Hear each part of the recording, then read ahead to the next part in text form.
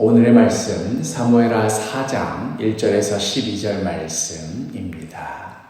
사울의 아들 이스보셋은 아브넬이 헤브론에서 죽었다 함을 듣고 손에 맥이 풀렸고 온 이스라엘이 놀라니라.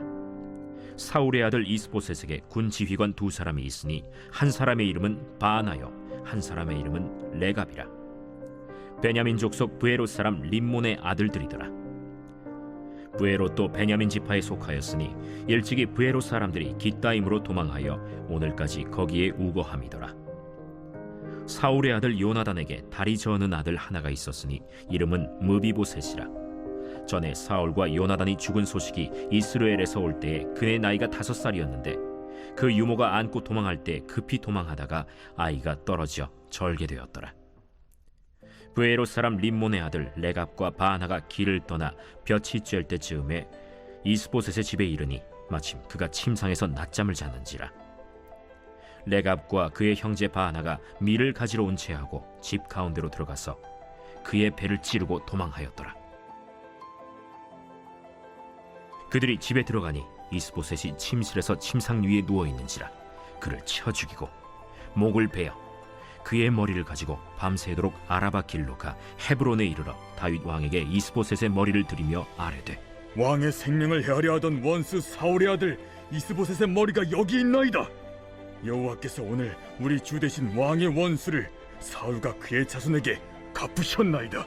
다윗이 브에롯 사람 림몬의 아들 레갑과 그의 형제 바나에게 대답하여 그들에게 이르되, 내 생명을 여러 환난 가운데서 건지신 여호와께서 살아계심을 두고 맹세하노니 전에 사람이 내게 알리기를 보라 사울이 죽었다 하며 그가 좋은 소식을 전하는 줄로 생각하였어도 내가 그를 잡아 시글락에서 죽여서 그것을 그 소식을 전한 가품으로 삼았거든.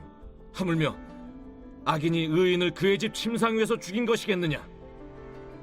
그런즉 내가 악인의 피 흘린 죄를 너희에게 갚아서 너희를 이 땅에서 없이 하지 아니하겠느냐 하고 청년들에게 명령하매 곧 그들을 죽이고 수족을 베어 헤브론 못가에 매달고 이스보셋의 머리를 가져다가 헤브론에서 아브넬의 무덤에 매장하였더라. 하나님께서 아브라함을 부르시며 너의 후손이 하늘의 별과 같이 많아질 것이다. 또 그 후손들에게 이 약속의 땅을 줄 것이다 하고 말씀하실 때 그때 하나님께서 꿈꾸시며 소망하시던 이스라엘의 모습은 어떠한 것이었을까요? 아브라함의 당시에는 가나안 땅의 죄악이 아직 관영하지 않아서 하나님께서는 그 때를 기다려 주셨지만 이제 그 때가 차서 애굽 땅에서 노예 생활을 하며 이스라엘 백성들의 고통을 당하던 그러한 때에 모세를 통해 그 백성을 정말로 그 젖과 꿀이 흐르는 땅으로 인도하십니다. 모세가 죽은 후 여호수아가 그 뒤를 이어서 이스라엘 백성들을 이끌고 그 땅 가운데로 들어갈 때 그때 그들이 감당했던 중요한 사명 중 하나는 바로 이 땅 가운데 하나님의 다스리심, 하나님의 공의, 하나님의 법도가 흐르게 하는 것이었습니다. 아브라함의 때는 아직 죄악이 관영하지 않았던 것이 이제 여호수아 때에 되어서는 정말 그 땅에 폭력과 죄악이 난무해서 도무지 이 땅에 선한 것이 없고 악랄함이 극에 달해 있던 그러한 상황이었기 때문에 그때 하나님께서 그 땅 가운데 하나님의 심판을 내리시기를 바로 애굽에서 종살이하던 이스라엘 백성을 심판의 도구로 삼으셨던 것입니다. 약하고 힘없던 자로 오히려 그 땅에 새로운 정의와 공의가 세워지도록 사용하셨던 것이지요. 그러니까 이스라엘이 그 약속의 땅에서 농사도 짓고 가축도 치고 자손도 낳고 여러 가지 일들을 해야 했겠지만 그 중에 그 무엇보다도 중요한 것은 바로 자신들이 살아가는 삶의 방식을 통하여서 하나님의 다스리심이 어떠한 것인지 그것을 만방 가운데 보여주는 것이었습니다. 그 선하고 복됨이 이스라엘을 통하여서 만방으로 흘러가도록 하는 것, 이것이 바로 그들의 사명이었습니다. 그런데 우리가 지난 사사기 묵상할 때도 보았듯이 이스라엘 백성은 번번이 이러한 사명을 감당하는 데 실패하고 말았습니다. 가나안 족속을 심판하고 그들에게 오히려 새로운 삶의 방식, 새로운 질서와 새로운 평화를 보여주라고 그 땅 가운데 보내었건만 가나안 족속을 몰아낸 다음에 그보다도 더 악한 짓을 이스라엘 백성이 이 심판의 도구가 오히려 서슴지 않았던 것이지요. 얼마나 기가 막힌 일이겠습니까? 그러다가 하나님의 심판이 이어지고 이스라엘이 회개하고 새로운 사사가 등장하고 하는 시기에 이 사사 시대가 지나가고 이제 왕정 시대가 도래하게 되었습니다. 결과적으로 보자면 사울은 실패한 왕이었습니다. 불순종하는 사울의 통치를 통하여서는 도저히 하나님께서 다스리신다 하는 그 하나님 나라의 그 고귀함을 드러낼 수가 없었습니다. 뿐만 아니라 이러한 사울마저 죽게 되자 그야말로 이 사사시대 말기로 돌아가게 된 듯한 그런 모습, 사사시대 그 마지막의 모습을 어떻게 기록합니까? 사사기 21장 25절에 그때 이스라엘에 왕이 없으므로 사람이 각기 자기의 소견에 옳은 대로 행하였더라. 이 말의 의미는 그만큼 이스라엘이 악하고 심판의 도구로서의 모습을 보여주지 못한 것뿐만 아니라 왕만 있었더라면 이러한 것들이 정리되었을 터인데 하는 그 소망이 담겨있는 말씀 아니겠습니까? 그런데 이 사울 왕마저도 죽고 나니까 그 참혹한 상황이, 이 사사기 말기 상황이 다시 재현될 위기 가운데 내몰리고 말았습니다.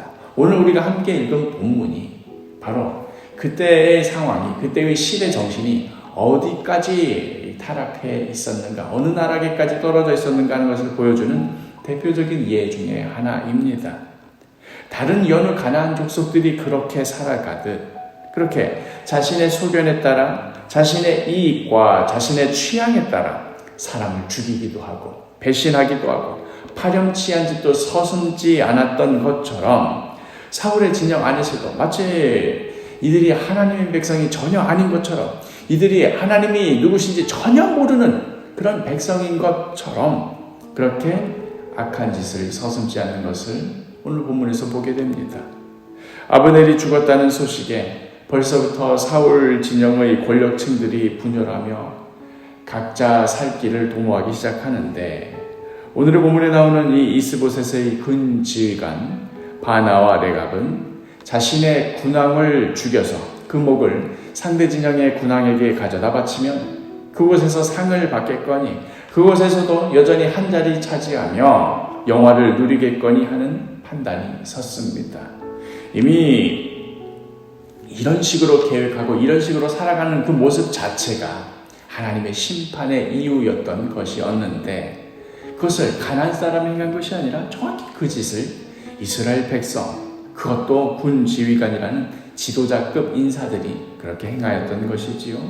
그렇게 행하고서도 아무런 부끄러움도 없이 이렇게 말합니다. 그들이 다윗 앞에서 행하였던 말 8절에 헤브론에 이르러 다윗 왕에게 이스보셋의 머리를 들이며 아뢰되 왕의 생명을 해하려 하던 원수 사울의 아들 이스보셋의 머리가 여기 있나이다. 여호와께서 오늘 우리 주 되신 왕의 원수를 사울과 그의 자손에게 갚으셨나이다 하니 자신들의 이익을 위해 저지른 이 악한 일을 두고서는 이들이 스스로 이에 대해서 평가하기를 여호와께서 우리 주 되신 왕의 원수를 갚으셨다. 누가 들으면 세상에서 둘째가라면 서러울 정도로 하나님의 뜻을 구하고 하나님 뜻에 순종하는 자들인 줄 알겠습니다. 그러나 우리가 어제 예배 시간에 함께 설교 시간에 나눴던 것처럼 다윗이 누굽니까? 험한 산과 골짜기로 가득한 그 광야 한 복판에서 하나님의 살아계심을 친히 경험하며 하나님이 나와 함께 하신다는 것이 그 무엇인가 하는 것을 경험하였던 하나님이 친히 그의 삶을 빚어주시는구나 하는 것을 그 경험하였던 다윗이 이런 식의 이빨린 말에 넘어갈 리 있겠습니까? 이렇게 된 것은 여호와 하나님의 뜻입니다. 여호와 하나님께서 원수를 갚아주신 것입니다. 너희들의 뜻이 그러하다면 고맙구나. 이런 말에 넘어갈 리 있겠습니까? 이어지는 9절. 다윗이 부에롯 사람 릴몬의 아들 레갑과 그의 형제 바나에게 대답하여 그들에게 이르되 내 생명을 여러 환난 가운데서 건지신 여호와께서 살아계심을 두고 맹세하노니. 다윗이 경험하였던 하나님, 그 하나님은 그의 생명을 여러 환난 가운데서 건지신 분이었습니다. 원수를 갚는 것이 하나님께 있으니 모든 것을 하나님의 주권에 맡겨드리며 또 그로 인하여서 하나님께 맡겨드리는 그로 인하여서 다윗이 오히려 죽을 뻔한 고비를 얼마나 여러 번 겪게 됩니까? 그럼에도 그때마다 하나님께서 건져주심을 경험하였던 다윗이었습니다. 이러한 다윗 앞에서 지금 이들이 감히 여호와께서 자기들을 통해서 원수를 갚아주셨으니 기뻐하시라 이렇게 말하는 것, 여기에 동조할 수가 있었겠습니까? 진정으로 하나님의 뜻에 순종하며 살아가는 자들과 하나님의 이름으로 제 뜻을 이루고자 하는 자들의 극명한 차이가 바로 이 지점에서 드러나게 되는 것입니다. 오늘이라는 이 시간을 살아가는 우리들의 모습은 어떠합니까?